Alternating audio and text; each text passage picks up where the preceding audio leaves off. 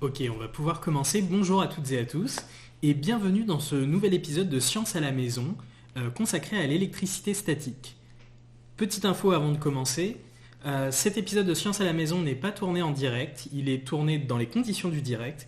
Ce qu'il faut savoir, c'est que cet épisode a été diffusé dans les conditions du direct, vous pouvez voir un aperçu juste ici. Il s'avère que cet épisode sur l'électricité statique ne s'est pas passé comme prévu. Nous étions dans une pièce qui était un peu trop humide pour pouvoir faire des expériences d'électrostatique. Donc on a décidé de tourner à nouveau cet épisode pour pouvoir vous montrer des expériences qui fonctionnent dans des conditions, on va dire, idéales. Donc je me présente, je m'appelle Arthur, je suis médiateur à la Rotonde et cet après-midi, j'ai décidé de vous parler d'électricité statique. Vous avez forcément expérimenté un phénomène d'électricité statique. C'est par exemple quand on se dit qu'on a pris un coup de jus en touchant quelqu'un ou en touchant une poignée de porte. Ça, c'est un phénomène d'électricité statique. Ce qu'il faut savoir, c'est que dans la matière est composée de protons qui sont des charges positives et des électrons des charges négatives, et que dans une matière, on va dire neutre, ces charges sont à l'équilibre, donc il ne se passe rien. Mais vous pouvez provoquer un déséquilibre de ces charges en créant ce qu'on appelle une électrisation. Donc l'électrisation, on peut la faire de différentes manières. On peut la faire par exemple par frottement, c'est ce qu'on va pouvoir voir là. Et aujourd'hui, j'ai 3 expériences à vous montrer d'une électrisation par frottement qui feront intervenir l'électricité statique. Donc c'est un peu des petits défis qu'on va pouvoir réaliser. Je vais vous montrer ça dans quelques instants. Pour ce premier défi, on va parler cuisine. Alors dit comme ça a l'air un peu particulier, mais vous allez comprendre. Pour cette expérience, on va avoir besoin de gros sel et on va également avoir besoin de poivre moulu. Donc, petite transition et on se retrouve. J'ai ici sorti une petite assiette que je vais poser juste là et on va faire un petit mélange. Mettons que je suis en train de préparer ma meilleure marinade pour préparer mes légumes. Hop. Donc je verse du gros sel.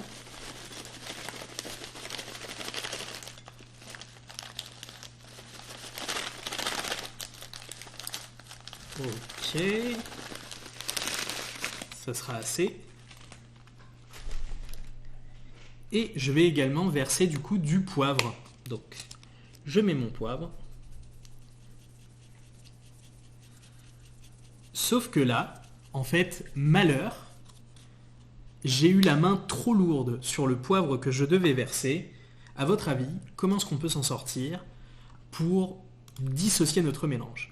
A priori, là comme ça paraît plutôt mal parti, mais je vais vous montrer une petite astuce qui va impliquer un ballon. Donc je vais simplement dans un premier temps gonfler ce ballon.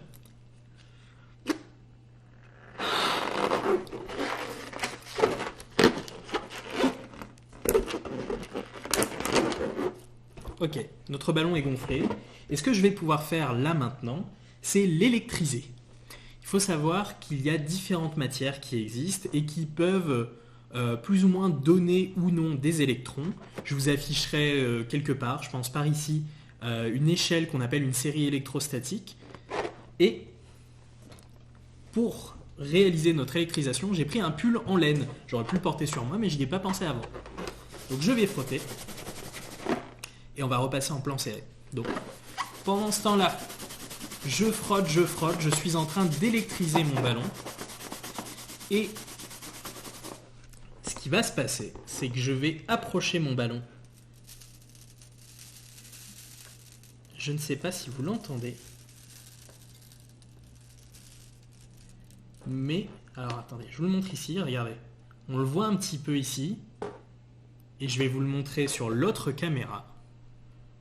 Hop, voilà ce qui s'est passé. Hop, attendez, je vous le montre mieux. Donc, les grains de poivre sont venus se coller à notre ballon. Petite pause parce que je ne vous ai pas totalement expliqué ce qui se passait. Il faut savoir que du coup, quand je prends mon ballon et que je le frotte, je vais l'électriser. Et je tiens mon ballon suffisamment haut de mon mélange et c'est le poivre qui va venir en premier se coller à la cuillère. Pourquoi ? Parce que c'est la masse qui va jouer. Les grains de sel étant plus lourds que les grains de poivre, c'est le poivre qui est attiré en premier. Si jamais un jour vous vous trompez et que vous créez un mélange avec un chouïa trop de poivre, eh ben, vous pouvez le retirer avec cette petite astuce. Ça, c'était pour la première expérience. Une autre expérience que vous allez pouvoir faire, alors attendez, je pose juste le matériel à côté de moi. On va essayer de faire ça sans tout faire tomber. Ça serait mieux. Une autre expérience, du coup, que je voudrais faire avec vous, implique un petit serpent en papier. Vous pouvez retrouver les ressources pour pouvoir faire nos expériences sur notre site internet, donc La Rotonde Science, et sur les réseaux sociaux. Et on vous a également mis un post avec le matériel dont vous aurez besoin.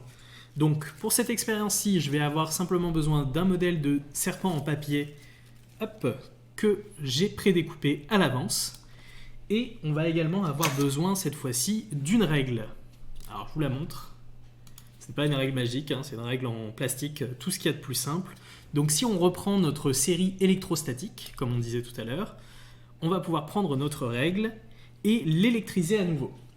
Et alors le but du jeu ici, ça va être de faire en sorte que le serpent se réveille et de lui faire se dresser la tête.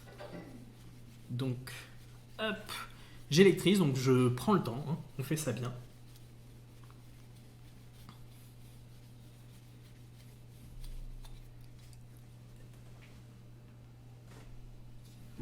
Et alors là, je vais approcher ma règle de ma tête de serpent. Et là, ce que vous pouvez observer, c'est que mon serpent en papier est attiré par la règle. Alors ici, même procédé. Ce qui s'est passé, c'est que ma règle que j'avais ici, je l'ai électrisée grâce à mon pull en laine. Et au contact du papier qui, lui, n'est pas chargé en électricité, le papier va être attiré par la règle. Bien sûr, n'hésitez pas, hein, vous pouvez tester avec différents matériaux. Là, je le fais avec un pull en laine et du plastique, mais vous pouvez essayer avec d'autres matériaux. Regardez l'échelle électrostatique. La série électrostatique, vous allez pouvoir voir qu'il y a des différences en fonction des matériaux que vous utilisez.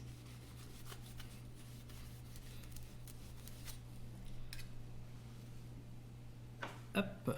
Donc là, ma règle est chargée. Je vais pouvoir retourner ici. Et alors si je l'approche, en plus elle est transparente, donc vous le verrez bien. Donc là, c'est nickel.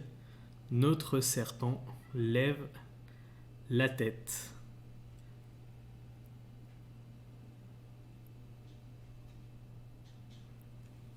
Pas mal, hein? Alors, pour notre troisième expérience, j'aimerais vous montrer non pas une... Alors c'est une espèce d'attraction forcément, mais différente. Pour cette dernière expérience, on va avoir besoin de 2 pièces de monnaie. Vous pouvez prendre n'importe quel type de pièce, peu importe sa valeur. Et vous pouvez également prendre une allumette. Alors, l'allumette, il faudra simplement enlever le petit bout qui est juste ici. Si jamais vous êtes trop petit en faisant cette expérience, n'hésitez pas à demander l'aide d'un adulte, ça peut toujours être utile. Donc je prends mes pièces, hop, juste ici. Donc dans un premier temps, ce que je vais devoir faire, c'est les faire tenir l'une sur l'autre, ce qui n'est pas... Ok, donc cette fois-ci, j'allais dire ce qui n'est pas loin d'être gagné, mais ça a marché cette fois-ci du premier coup, donc comme quoi, tout arrive. Ensuite, nouvelle étape, je prends mon petit bout d'allumette qui est là, et je vais la faire tenir en équilibre. Hop.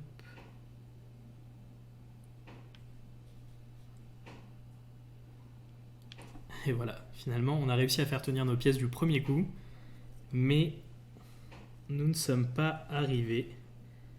Alors, attendez.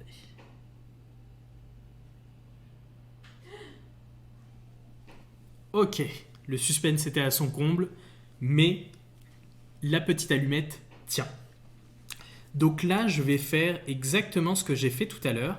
Je vais électriser, et cette fois-ci, je ne vais pas électriser la règle. Je pourrais, ça fonctionnerait aussi, mais je vais électriser ce stylo, simplement pour vous montrer, pour changer un peu d'objet. Le stylo est également en plastique. Donc je reprends ma manche de pull, et je vais frotter. Donc je n'hésite pas à bien frotter pour bien électriser. Hop, on repasse en plan serré. Et alors là, à votre avis, qu'est-ce qui va bien pouvoir se passer quand je vais approcher mon stylo de mon allumette?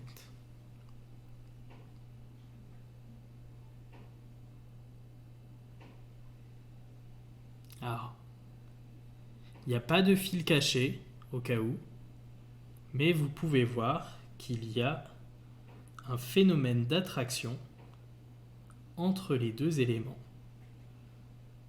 Donc si vous vous débrouillez bien, on peut presque faire un tour complet à l'allumette. Alors, on va réessayer.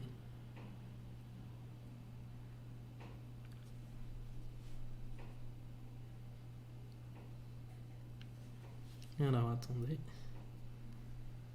Le plus dur finalement, c'est de faire tenir l'allumette en équilibre.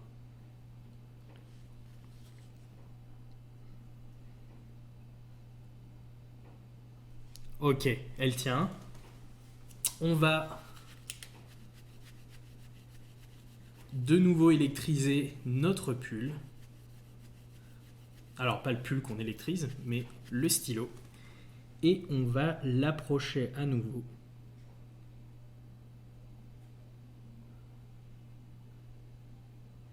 Et vous pouvez voir que notre allumette se déplace. Elle est attirée par notre stylo. Et on essaye de lui faire un tour complet. Alors, on a presque réussi, mais vous avez compris l'idée.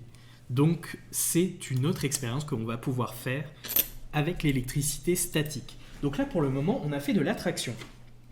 Mais on pourrait également se poser la question de qu'est-ce qui se passe si on a... En fait, là, vous avez un phénomène d'attraction puisque les deux charges sont opposées, donc les opposés s'attirent.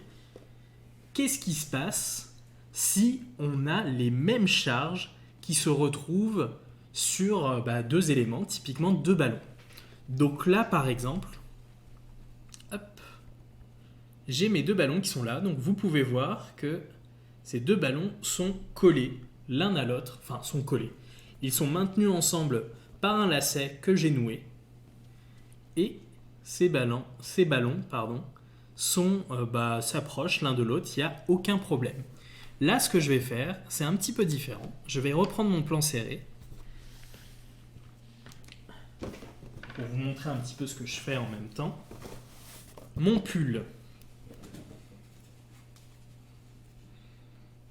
Hop, je vais le poser ici. Je reprends mes ballons. Et ce que je vais faire, c'est je vais frotter les deux faces du ballon. Hop. Donc vous avez compris, je suis en train de frotter actuellement les deux ballons sur mon pull, comme vous devez sûrement l'entendre. Et alors là, si je les approche l'un de l'autre, oh, attendez, on le voit. Vous devez l'avoir vu, ça a duré une petite seconde. Alors déjà, ce qu'il faut savoir, c'est que les ballons du coup sont attirés vers moi, ce qui n'est pas exactement ce que je voulais vous montrer, mais on va le refaire. Alors attendez, parce que... Désolé, la caméra tremble un peu. Ok, donc là, j'ai frotté à nouveau. Et donc vous pouvez voir que les ballons se retrouvent en fait avec la même charge des deux côtés et du coup ne veulent pas se toucher. J'espère que vous le voyez bien à la caméra. Alors, ce n'est pas une histoire de moi qui ne veut pas les faire se toucher, mais vraiment, il y a un petit espace. Et donc, si je mets, là, vous voyez, par exemple, ils viennent se coller à moi, ce qui n'est pas très pratique. Pour vous montrer. Ce qui s'est passé donc sur les ballons, c'est que quand on les a frottés sur le pull en laine, on a arraché les électrons sur ces deux ballons qui se retrouvent du coup avec la même charge. Et donc, ils vont se repousser. La petite info que je ne vous avais pas donnée, c'est qu'autant tout à l'heure, on avait créé une force électrostatique attractive. Ici, on a une force électrostatique, répulsive. Voilà. Allez, je vous laisse avec la vidéo. On va essayer une dernière fois ?